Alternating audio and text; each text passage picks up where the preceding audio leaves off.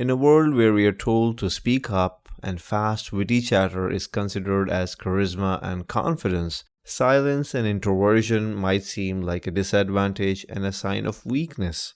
But nothing could be further from the truth. Being quiet can, in fact, be a strength. You'll find many of the extraordinary people in the history of humanity to be confidently silent. They were comfortable with silence and didn't feel the need to unnecessarily fill it with mindless chatter. This poise of silence is what made many of the historic personalities stand out from the crowd and be respected as wise and mature people. So, why do we feel the need to fill this silence? In a noisy world, silence might seem odd and unusual to many people. It's a common practice to escape silence by making small talk in a gathering or constantly consuming some form of media when we are alone, whether it be music, TV, videos, or social media. The thing is, it's not the silence that is uncomfortable. It's either the reality that people are trying to avoid in many cases, or it is the worry and fear of appearing awkward and not blending in. This might also be a telltale sign that we are not comfortable being ourselves, and often the reason to fill the silence with small talk is to please people and avoid the awkwardness. Now, don't take it as a carving on the stone, take it as an insight.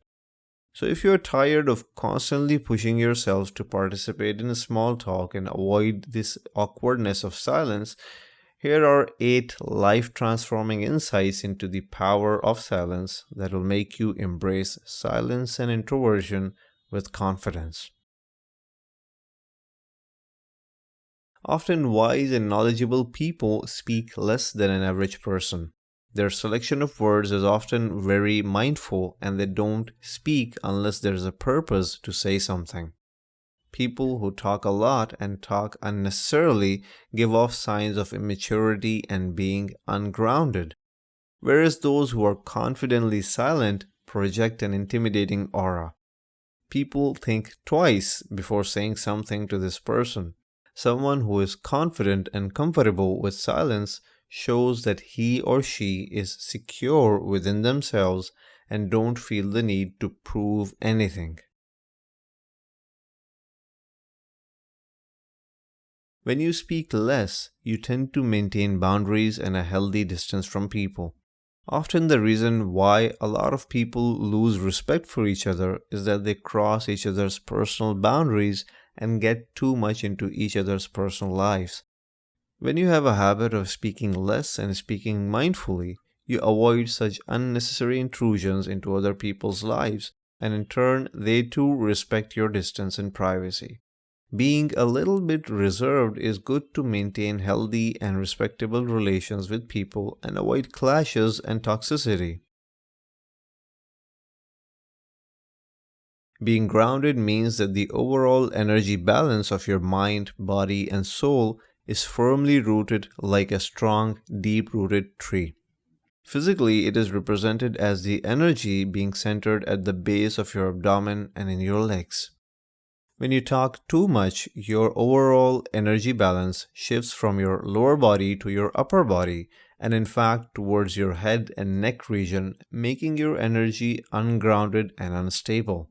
When the energy balance is towards your head, you tend to stay in your head. Overthinking, overanalyzing, overworrying, you get the point. As Anthony Robbins would say, stay in your head, you're dead. When you make silence a habit, not just physical silence, but mental and spiritual silence as well, you're more centered and focused. Your thoughts are more articulate, your words are clear, and you're able to think better and utilize your creative potential.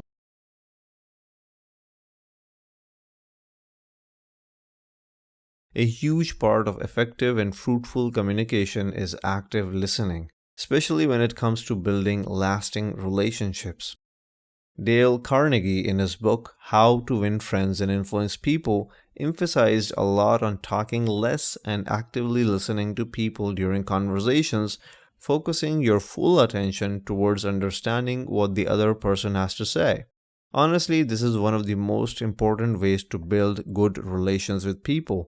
Instead of talking about yourself or giving them advice and solutions they didn't ask for, just give them your undivided attention.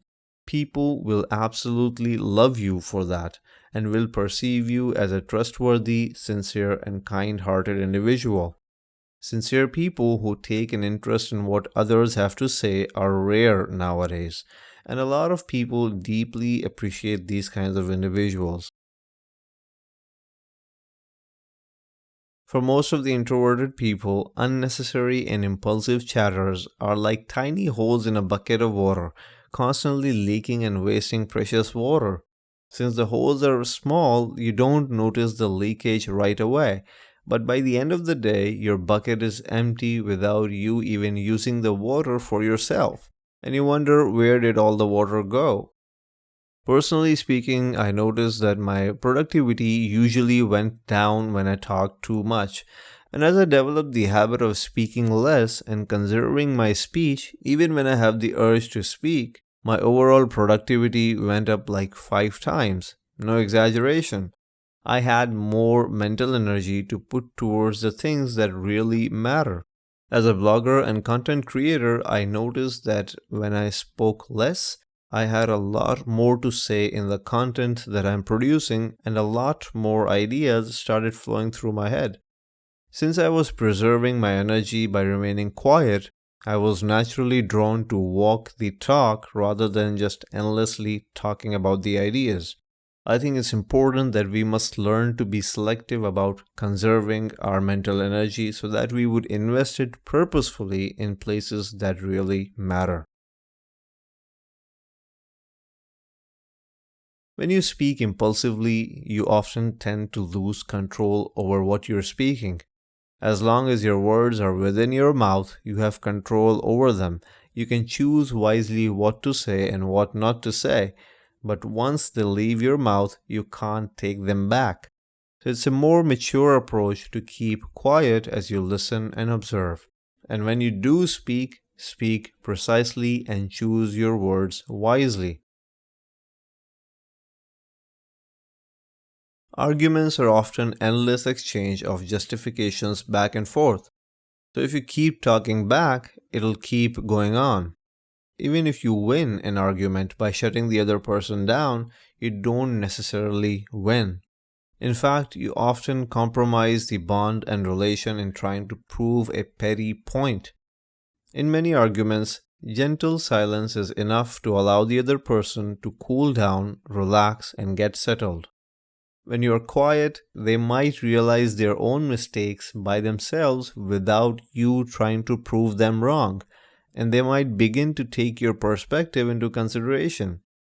And even if they don't, it certainly shows that they are adamant on their stance, so you arguing with them won't change them anyway. Why then waste your energy?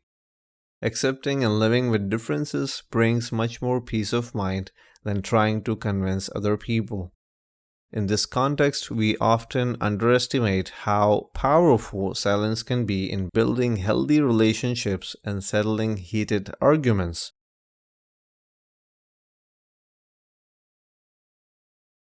What a lot of us do is we talk endlessly about our great ideas, intentions, our big visions, which never get put into action, at least not consistently, since all of our energy is spent talking the talk rather than walking the walk.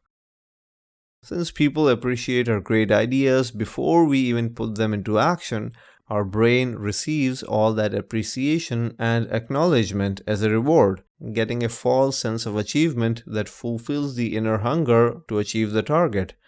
When our inner hunger is satiated with all that appreciation before we even take action, we lose motivation to carry out our ideas. So, in conclusion, it is not a bad thing to remain quiet or speak less. Yes, small talks and initiating conversations in certain scenarios can prove helpful in networking and building contacts. But again, those kinds of small talks are indeed purposeful and strategic in a sense that you are trying to build good relationships and make new contacts. Otherwise, you don't have to waste your energy only because you feel like you will be the odd one out or you won't fit in if you don't talk a lot. One last thing to keep in mind is that Don't be silent in places where clear and thorough communication is required, whether it be at work or in your relationships. Wisdom is knowing where to remain silent and where to speak up. Wisdom is also knowing when and how to use silence. All the advantages of practicing silence might apply in many cases, but at certain times they might not. Whenever you are in such situations, take a moment to think consciously and ask yourself, what is the best thing to do in this scenario? Will silence be beneficial here? And you will have your answer. If you found this video beneficial, please give it a like and share it with someone who might need it. As always, make sure to take good care of yourself, and I'll talk to you in the next one.